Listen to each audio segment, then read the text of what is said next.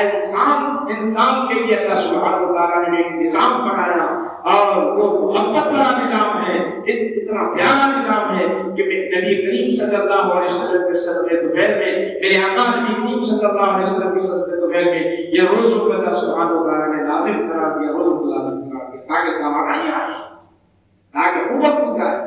آج ہماری جو فکر ہے روزہ نہ رکھنے کی اہم جو فکر ہے وہی ہے کہ ہماری امتیاں ٹوٹ جاتی ہے کہ میرا فرض نہ بڑھتا، نہیں میں کمزور نہ ہوتا ہوں۔ یہاں اصل میں یاد رکھو کہ نہیں میرے بھائی، اللہ سبحانہ و تعالیٰ غیبی طاقت عطا کرتا ہے روزہ رکھنے۔ تو انگریز کو ملتا ہے 36 دن تک، سال میں 36 دن تک اگر کوئی روزہ رکھے گا، 36 ہمارے پاس کیا ہے یہ تھی ایک مہینہ مسلسل روزہ رکھتے ہیں، اس کے بعد 6 دن اور روزے رکھتے ہیں، نفل روزے ہیں۔ تو 36 دن تک اگر کوئی روزہ رکھے گا تو اس سے کئی بیماریاں سے چلے جائیں گے، کئی امراض سے دور ہو جائیں گے۔ بعضوں نے تو لکھا ہے، تحقیق کے بعد یہ لکھا ہے کہ یہ جو مرض کینسر کا جو مرض ہے اس سے بھی محفوظ رہ جائے گا جو روزہ رکھنے کا۔ اب ہم جو ہے ڈرتے ہیں، اصل میں بنیادی بات خوف کا بھی ہوتا ہے، کیا ہوگا کمزور ہو جائیں گے۔ میرے بھائی اللہ اتنا مہربان ہے، پروردگار عالم کمزور کرنا تھا، بہت دینا تھا تو ہوا بند کر دیں گے، 5 منٹ کے لیے ہوا بند کر دیں گے۔ بولو کوئی پروردگار ہے، صرف 5 منٹ کے لیے ہوا بند کر دے، ختم ہو جائے۔ سانس کے اندر کوئی رکاوٹ پیدا کر دے، وہیں پر ختم ہو جائے۔ کوئی مرض لاحق کر دے، وہیں پر ختم ہو جائے، وہیں پر کمزور ہو جائے۔ پروردگار عالم جو ہمیں حکم دے رہا ہے یا ہمارے فائدے کے لیے حکم دے رہا ہے، یہاں ہمتیں ٹوٹتی ہیں۔ میرے بھائیو ابھی سے عزم کر لو، ابھی سے پکا ارادہ کر لو۔ ارادہ کرنے کے ساتھ اللہ سبحانہ و تعالیٰ ہماری مدد کرتا ہے، اللہ ہماری مدد کرتا ہے، غیبی مدد کرتا ہے۔ ارادے کے ساتھ ہے، نیت کے ساتھ آپ کو ثواب ملتا ہے۔ نیت حدیث پاک میں ہے، وہ حدیث قدسی ہے، بخاری شریف میں حدیث قدسی ہے۔ حدیث قدسی کو مطلب اللہ خود فرماتا ہے بندے کے ارادے کے ساتھ میں ہوتا ہوں، جو ارادہ کرتا ہے میں اسے عطا کرتا ہوں۔ مگر ہم ارادہ کیا کرتے ہیں؟ ہم ارادہ کیا کرتے ہیں؟ ہم تو پہلے سے ہمارے ذہن جو کام کرتا ہے، ہمارا ذہن کیا ہوگا روزہ رکھنے کے بعد، یہاں سے جو کام کرنے لگتا ہے وہیں پر بڑی رکاوٹ نہیں، مجھے روزہ رکھنا ہے کچھ بھی ہو جائے، نہیں مجھے عبادت کرنی ہے، صرف اور صرف نماز تراویح مجھے پڑھنی ہے اہتمام کے ساتھ، قرآن کی تلاوت مجھے کرنی ہے۔ اصل کرنے تو اللہ کی عطائیں کیسی ملتی ہے ذرا دیکھو، میں آپ کو بتانا چاہتا ہوں۔ ارے فرشتے تم سے ملاقات کے لیے اتر جائیں گے، رحمت کے فرشتے تمہارے پاس آ جائیں گے۔ مسلم شریف کی حدیث ہے، آپ کو بتانا چاہتا ہوں۔ آقا نبی کریم صلی اللہ علیہ وسلم میرے آقا صحابہ کے درمیان عبادت کی طرف، توبہ کی طرف رغبت دلاتے تھے۔ صحابہ کے درمیان ارشاد فرماتے ہیں، تم جانتے بھی ہو اللہ کتنا مہربان ہے، اللہ کیسا مہربان ہے، پروردگار عالم کیسے بہت مہربان، جانتے بھی ہو۔ صحابہ نے عرض کیا، ارشاد کیا رسول اللہ صلی اللہ علیہ وسلم، آقا نے فرمایا پچھلی امت میں گناہگار تھا، جرم کی انتہا کر دی، اس نے جرم کی انتہا کر دی، ذہن میں بات پیدا ہوئی، اب میں ارادہ کروں عبادت کا، نیکی کا، اللہ کو راضی کرنے کا، مگر یہ ذہن میں بات لٹکتے رہی، اللہ میری توبہ قبول کرے گا نہیں کرے گا، میری نمازیں قبول کرے گا نہیں کرے گا، میری عبادتیں قبول کرے گا نہیں کرے گا۔ ڈر تھا، گناہ اتنے کیا تھا، جرم اتنے کیا تھا، آپ اتنے کیا تھا، ڈرتا ڈرتا مگر ارادہ تو کر لیا تھا، ارادہ کر لیا، عزم کر لیا کہ میں اب سے نیک کام کرتا رہوں گا، توبہ کروں گا، نمازیں پڑھوں گا۔ مگر پھر کہنے لگا، دل کہنے لگا میری قبول ہوتی ہے یا نہیں قبول ہوتی ہے، ذرا پوچھ لوں۔ اس زمانے میں راہب ہوا کرتے تھے علماء، جس طرح اس زمانے میں عیسیٰ علیہ السلام، موسیٰ علیہ السلام کا اگر ہم دور دیکھیں تو راہب ہوتے تھے۔ راہب کا مطلب ہم دوسرے الفاظ میں وہی کہیں گے، علماء کہیں گے، ان کے امت کے علماء، ان کے امت کے اولیاء ہوں گے۔ تو اس نے گھبراتے ایک شخص کے پاس، ایک راہب کے پاس گیا، جا کر کہنے لگا دیکھو مجھ سے بہت خطائیں ہوئی ہیں، بہت زیادہ جرم ہو گئے ہیں، اب من کہتا ہے، دل کہتا ہے عبادت کر لوں، توبہ کر لوں، اللہ کی بارگاہ میں رجوع ہو جاؤں، مگر مجھے یقین نہیں ہو رہا ہے، مجھے یقین نہیں ہو رہا ہے کہ میری نمازیں قبول ہو جائیں، میری عبادتیں قبول ہو جائیں، میری توبہ قبول ہو جائے، مجھے یقین نہیں ہو رہا ہے۔ اس نے کہا، راہب نے کہا، ارے اللہ تو مہربان ہے، توبہ کر لے، ارادہ کر لے، عزم کر لے۔ یہ کہنے کے بعد راہب نے پوچھا، غلطی کیا کی ہے تو نے غلطی کیا کی ہے؟ کہنے لگا، غلطی میں جو کیا ہوں آپ سن نہیں سکتے، آپ سن نہیں سکتے۔ کہا بول دے آخر غلطی کی کیا ہے؟ کہنے لگا میں نے 99 قتل کیے ہیں، میں نے 99 قتل کیے، 99 قتل میں نے کیے ہیں۔ اب کیا محبوب نگر میں کوئی ایسا مسلمان ہے جو 99 قتل کرنے والا؟ کوئی مسلمان ہے ایسا؟ اور پر میں آپ کو بتانا چاہ رہا ہوں، 99 قتل میں نے کیے ہیں۔ تو اس نے فوراً کہا 99 قتل کا مجرم تو ہے، اتنی بڑی خطا کیا ہے تو اللہ معاف نہیں کرے گا۔ کہنا تھا کہ پھر چلا لایا، باہر کا گوشت کا ساتھ کام تھا، اس نے خنجر نکالا اور اسے بھی ختم کر دیا۔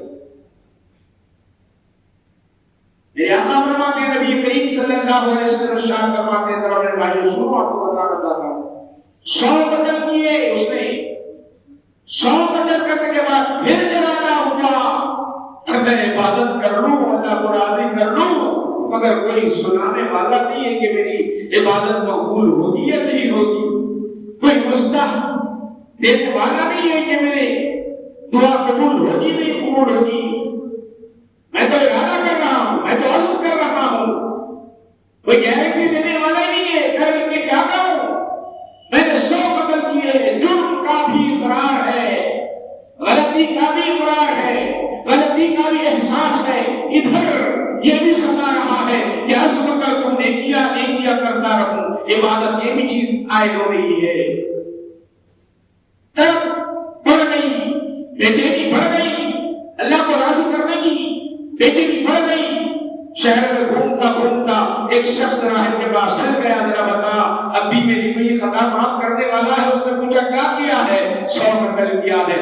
تو حق پرست تھا، اس نے کہا کہ دیکھ میں تو تجھے خوشخبری نہیں سنا سکتا، میں تو تجھے مستحق نہیں سنا سکتا، میں تو گارنٹی نہیں دے سکتا، مگر سن لے کہ وہاں پر دیکھ پہاڑ کے پاس کچھ راہب بیٹھے ہوئے ہوتے ہیں، اللہ والے بیٹھے ہوئے ہیں، ان کے پاس چلا جا، عبادت کر لے، توبہ کر لے، اللہ تیری توبہ کو قبول فرما لے گا، اللہ تیری توبہ کو قبول فرما لے گا۔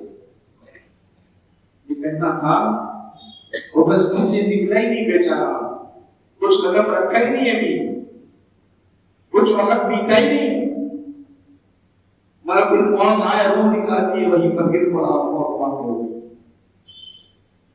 ابھی چلا ہی تھا، قدم بڑھایا ہی تھا۔ میرے آقا فرماتے ہیں، مسلم شریف میں آتا ہے کہ جب روح پرواز ہو گئی، ملک الموت اس کی روح نکال لیے، نکالنے کے بعد ہم فرشتے آئے، ہماری جو روح ہوتی ہے، نیک مومن کی جو روح ہوتی ہے، علیین میں ہوتی ہے، جنت عرش کے نیچے مقام ہے علیین کا، جنتیوں کا وہ مقام میں روح لے جائی جاتی ہے۔ ایک گندی جو روح ہوتی ہے، کافر، منافق، مشرک کی اور بڑا مجرم جو ہوتا ہے، اس کی جو روح ہوتی ہے اوپر پرواز نہیں ہوتی، اسے جانے کی اجازت نہیں ملتی، سجین میں لے جانا پڑتا ہے، اس کے فرشتے الگ ہوتے ہیں، اس کے فرشتے الگ ہوتے ہیں، جنت میں لے جانے والے فرشتے الگ، جہنم کی طرف لے جانے والے فرشتے الگ، مقام علیین میں لے جانے والے فرشتے الگ، سجین میں لے جانے والے فرشتے الگ۔ تو اب یہ فرشتے دونوں آ گئے، جنتی بھی آ گئے، جہنمی بھی آ گئے، دونوں آ گئے۔ آنے کے بعد اب اس روح کو لے جانا ہے، اس روح کو لے جانا ہے، ابھی عذاب مسئلہ نہیں ہے، ابھی عذاب کا معاملہ نہیں ہے، روح کو لے جانا ہے۔ جنت کے فرشتے بھی آ گئے، جہنم کے فرشتے بھی آ گئے، جنتی کہنے لگے ہم لے جاتے ہیں، اس نے نیکی کا ارادہ کیا تھا، عبادت کا ارادہ کیا تھا، ہم لے جانا چاہتے ہیں۔ یہ کہنے لگے نہیں نہیں، ساری زندگی خطاؤں میں گزاری ہے، ساری زندگی اجانی میں گزاری ہے، ساری زندگی جرم و پاپ میں گزاری ہے۔ وہ کہنے لگے نہیں، یہ حقدار ہے ہی نہیں، یہ تو جہنم کے نیچے سدے ہوئے رہنے کا حقدار ہے، ہم لے جانا چاہتے ہیں۔ بحث دیکھو میرے بھائی، میرے آقا فرماتے ہیں بحث چل رہی ہے، مسئلہ کون حل کرے گا، مسئلہ حل کون کرے گا، کرنے والا کون ہے؟ پھر رب کی بارگاہ میں فرشتے جا کر عرض کرنے لگے پروردگار عالم، جہنمی فرشتے کہنے لگے پروردگار عالم ساری زندگی ہم نے دیکھی ہے، خطاؤں میں گزاری، پھر ایسے مجرم کو، ایسے خطاکار کو، ایسے پاپی کو جہنم میں لے جانا، لے جانا یہ حقدار ہے جہنم کا یا جنت کا حقدار بنے گا؟ جنتی فرشتے کہنے لگے اللہ مولا کریم جہنمی تو ہے، اس نے جرم تو کیا ہے، مگر اس نے ارادہ کیا تھا پروردگار عالم، نیکی کا ارادہ کیا تھا، عبادت کا ارادہ کیا تھا، عزم کیا تھا، پختہ ارادہ کیا تھا۔ تو دل کی بات کو جانتا ہے، اس کے دل کی بات کو جانتا ہے، عزم کیا تھا، ارادہ کیا تھا، پکا ارادہ کیا تھا۔ اب تو بتا، جب ارادہ کیا ہے، ٹائم نہیں ملا، وقت نہیں ملا، اگر مل جاتا تو عبادت کر لیتا مولا، ہم جنت میں لے جانا چاہتے ہیں۔ اللہ نے کہا کہ ٹھیک ہے جاؤ، میری رحمت کو بھی دیکھ لو، جہاں سے نکلے تھے وہ، جہاں سے نکلا تھا وہ میرا بندہ، اگر وہ بستی کے قریب ہے، جس بستی میں اس نے جرم کیا تھا وہ بستی کے قریب ہے، تو جہنمی تم لے جانا جہنم میں۔ اگر وہ مرا پڑا ہوا جہاں اس کی لاش پڑی ہوئی ہے، اگر وہ راہب اللہ والوں کے قریب ہے تو تم جنتی تم لے جانا۔ کیونکہ پرواز کرنا تھا، ابھی ادھر کر آنے میں آپ نے شروع کرنے والے تھے، اس سے پہلے زمین کو کہہ دیا اے زمین ذرا سکڑ جا، ادھر سکڑ جا، ادھر اللہ والوں کی طرف سکڑ جا۔ جب وہ ناپنے کے لیے آئے تو نکلا ایک ہی قدم رکھا تھا، موت آ گئی، اور اب جب ناپنے آئے ہیں تو قریب کہاں ہے؟ وہ اللہ والوں کے پاس ہے۔ اللہ نے کہا ارادہ میرے عبادت کا کیا تھا، توبہ کا ارادہ کیا تھا، اب میں اسے جنت میں داخل کر دیتا ہوں، میں اسے جنت میں داخل۔ اے مومنو یاد رکھو، یہ پچھلی امت کا واقعہ ہے، پچھلی امت کا واقعہ ہے، پچھلی امت کے فرد کا واقعہ ہے۔ تم تو امت محمدیہ صلی اللہ علیہ وسلم سے ہو، اگر تم ارادہ کر لو، عزم کر لو، ایسا ارادہ نہیں کہ مجھے برس رہا ہوگا، ایسا ارادہ نہیں کہ درمیان میں چھوڑ دوں گا، یقین کے ساتھ ارادہ کر لو کہ میں روزہ نہیں چھوڑوں گا، کچھ بھی ہو جائے روزہ نہیں چھوڑوں گا۔ تو دیکھو اگر موت آ جائے اسی وقت، اللہ کہے گا اب نہ فرشتوں کو بھی جاؤں گا نہ کسی کو بھی جاؤں گا، سیدھا جنت میں داخل ہو۔ یہ امت محمدیہ صلی اللہ علیہ وسلم سے ہے۔ تو میرے بھائیوں، نوجوانوں، بزرگوں، آپ سے گزارش ہے، یہ سنتے رہتے ہیں آپ حضرات، مگر رمضان المبارک پھر ایسے نہیں ملنے والے ہیں زندگی میں۔ ہمارے ساتھی کتنے چلے گئے، ان کو ملے کرونا میں چلے گئے، کتنے چلے گئے بھائی؟ اللہ نے ہم کو نعمت دے رہی ہے، کھانا نعمت ہے، ارے کھانا تو کھاؤ، تھوڑی دیر میں نکل جا رہا ہے، کہاں ہے آپ کے پیٹ میں، کہاں غذا بنی ہوئی، اکثر دوانا نہیں مل رہی ہے تھوڑی سی آپ کو، کھانا ہے کہاں ہے؟ باقی رہنے والی چیز، ساتھ میں آنے والی چیز ہے تو یہ روزہ ہے، کیا ہے ساتھ میں آنے والی چیز ہے تو نماز ہے، ساتھ میں آنے والی کوئی چیز ہے تو عبادت ہے، ساتھ میں آنے والی کوئی چیز ہے تو توبہ ہے، ساتھ میں آنے والی چیز ہے تو ایمان ہے، ساتھ میں آنے والی چیز ہے تو اخلاص ہے، ساتھ میں آنے والی چیز ہے تو رسول پاک علیہ السلام کی محبت اور عظمت ہے، اور کوئی چیز ساتھ میں آنے والی نہیں ہے۔ ڈرتے گھبراتے، ڈر اور خوف ان کو روزوں سے روک رہا ہے۔ اللہ سبحانہ و تعالیٰ چرند پرند پر بھی روزہ رکھا رہا ہے، درختوں پر روزہ رکھا رہا ہے، کہتا ہے آسمان والے ہیں. آج ہم دیکھ رہے ہیں ماشاءاللہ جب محفل ہوگی بہت بڑی محفل ہوگی، محشر میں ہزاروں محفل ہوتے ہیں جو اس کے ایک محفل ہوگی. جب محفلیں ہم دیکھتے ہیں کبھی باہر سے کوئی بڑا وزیر اعظم آنے والا ہوتا ہے کسی ملک کا، یا یہاں کا وزیر اعظم آنے والا بڑا جلسہ ہے، تو اس کی گیٹ تک کاری جاتی ہے، اس کے لیے گیٹ الگ بنایا جاتا ہے، اس کے لیے دروازہ الگ بنایا جاتا ہے. پھر کہا جاتا ہے یہ راستہ اس کے لیے، وزیر اعظم کے لیے، یہ آپ راستہ ہے، یہ آپ راستہ ہے، یہ فلاں راستہ ہے، فلاں راستہ. جنت میں یہ کیسے ہوگا؟ جنت میں جانے والے جنت میں جائیں گے، گیٹ پر لکھا ہوا ہوگا باب الصلاۃ، باب الزکاۃ، باب الحج، ہر جگہ لکھا ہوا ہوگا یہ جنت کا یہ دروازہ، یہ دروازہ، یہ دروازہ، یہ دروازہ، یہاں سے دروازے سے چلے جاؤ.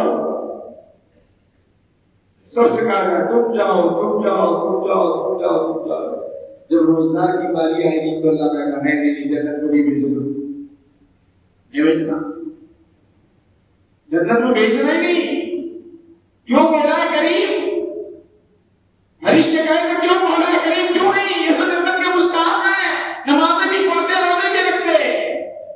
نہیں، یہ تمہارا حق نہیں ہے، یہ تمہارا حق نہیں ہے. یہ میرے خاطر بھوکا رہتا تھا، میرے خاطر پیاسا رہتا تھا، میرے خاطر بیوی کے پاس نہیں گیا، کھانا موجود تھا، پانی موجود تھا، ساری چیزیں تھی، مگر میرے خاطر نہیں گیا ہے. اب وہ میرے خاطر کیا ہے تو اب تم جنت ہی تقسیم کرنا، میں خود بلاؤں گا اور میں خود بدلہ عطا کرتا جاؤں گا.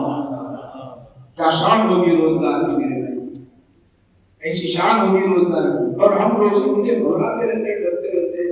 کیا ہوتا ہے جب گرمی اتنی شدت کی ہے، اصل وہی عبادت. اور نماز تراویح کے لیے، نماز تراویح کے لیے بھی وہی حال ہمارا. نماز تراویح کے کیونکہ وقت نہیں ہے کہ آپ مزید اور مزید اضافہ گفتگو کروں.